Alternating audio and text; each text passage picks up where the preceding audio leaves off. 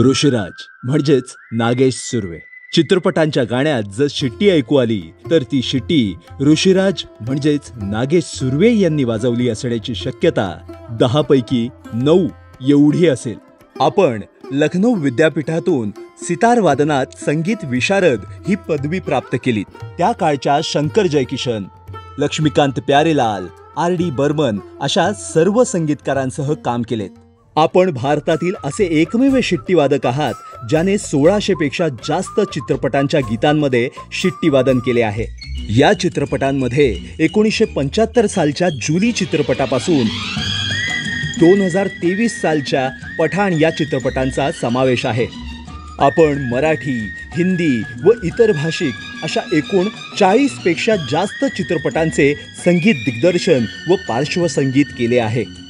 ऋषिराज म्हणजेच नागेश सुर्वे यांना संगीत क्षेत्रातील आपल्या वैशिष्ट्यपूर्ण योगदानाबद्दल सन 2024चा महाराष्ट्र शासनाचा राज्य सांस्कृतिक पुरस्कार प्रदान करताना आम्हाला अतीव आनंद होत आहे.